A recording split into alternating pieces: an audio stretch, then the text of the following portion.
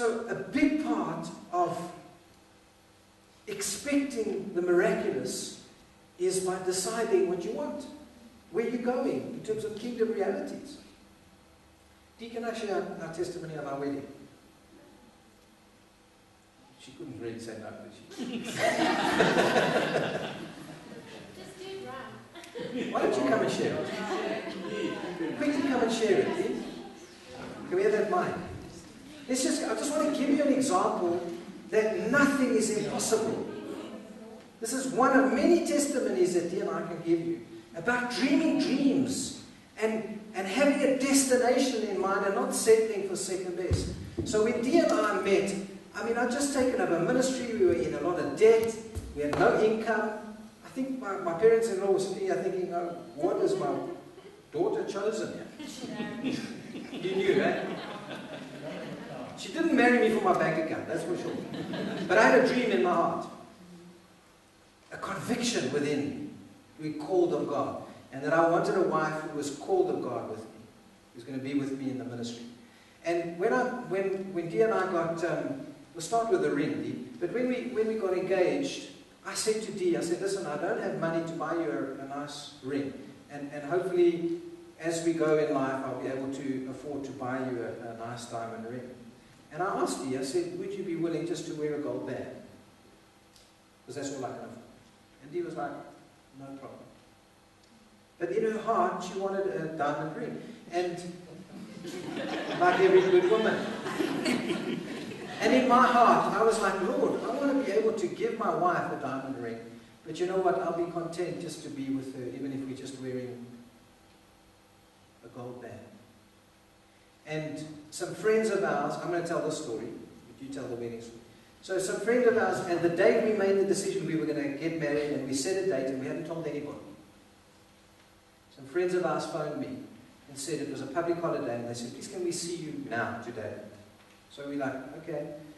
And so Dee and I, we met at my office, and they said, listen, when are you two getting married? And we'd already decided now we were going to get married on the 1st of December. That morning, we made the decision we were going to get married the 1st of December. Hadn't told a soul. So they asked us, when are you getting married? We said, no, we're going to get married.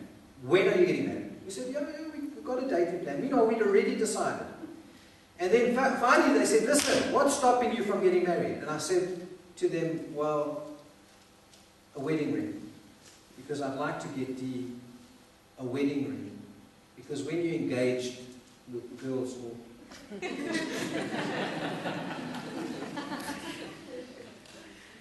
And they whipped out an envelope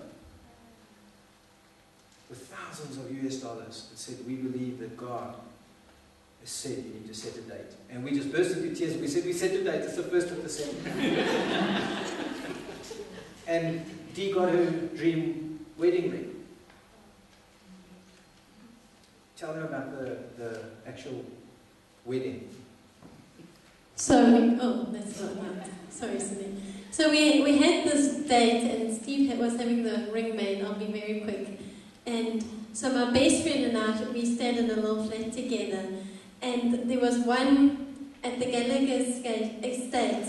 Once a year is the wedding expo. But you have to go if you're getting married. But no one knew I was getting married. So we went in disguise to this wedding expo where we didn't want to see anyone. And I'd read in the Fair Lady, because then I started buying wedding magazines, and I'd read in the Fair Lady there was this winner wedding. But on the winner wedding page, they said you had to get married on the 25th of September, whatever it was, so many people at a certain venue, and I was like, okay.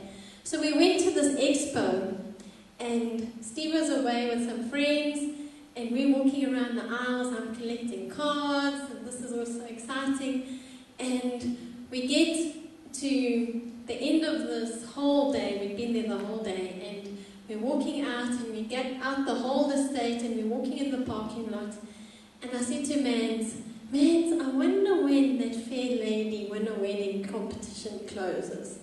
So she's like, I don't know. So I said, come, let's go back and find out, because then I knew if it closed on the 1st of June, then the 2nd of June I had to start trusting God for somewhere else that He would provide. Because we literally, I knew what, I'd always dreamed of my dream wedding. I'd been dreaming since I think I was 3. And so I knew what I wanted. My dad, and he was in the ministry, so I knew there was no finances. And so we walk back from the parking lot. We go, and the Fair Lady stand is miles away. We're so exhausted. So we go to the little info table as we walk in, and we said to the lady, do you know when the Fair Lady competition expires? And she says, listen, I have no idea. But she says, as you walk out the door, have you seen all the other competitions? I said, oh, we've entered a few along the way. She said, no, there are a few other competitions. There's one as you walk out the door, there's the built one. So I said, okay, so we go out, and we walk right past it on the way out. And there was this box. All it says was built.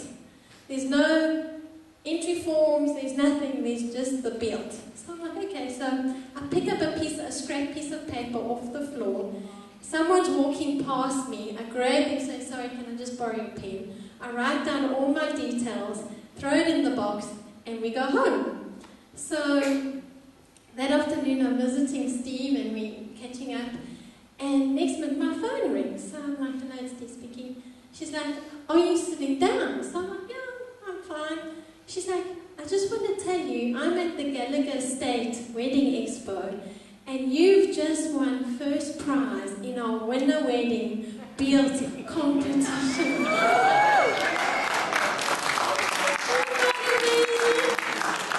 I'm like screaming now, as people know me, I can't scream.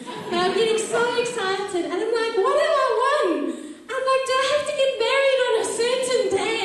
And she's like, no, you've just won prizes. And I'd won prizes of 100,000 rand. I'd won a designer wedding dress with like 10,000 rand that was designed for me by this designer. I'd won a limo. I'd won candles. I'd won violinists. I'd won a weekend away at a game reserve. Bridesmaids dresses. I'd won bridesmaids dresses from New York. I'd won shoes, candles, and the best was I won a wedding coordinator, because I don't do stress and I don't do planning under as my ladies team. I got a bit of a cave. And God gave me a wedding planner so I could rock up on my wedding day and have this surprise, and He did it all. It was amazing. But now I'm screaming so loud that my voice is hoarse. So I run to Steve and I'm like, Steve, we won a wedding. He's like, I'll believe it when I see it. So I said to the lady, we're coming down. She's like, come now. So we're driving on the highway now back to Gallagher State. How much is that? I'm hanging out the window, shouting at the cars coming past. I won a wedding! When I get to the back, I'm running around like a chicken. But we had really won a wedding. It wasn't so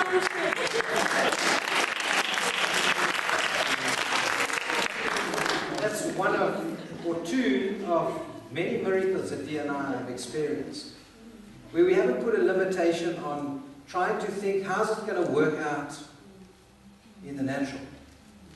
See, you need to determine the what and allow God to determine the how.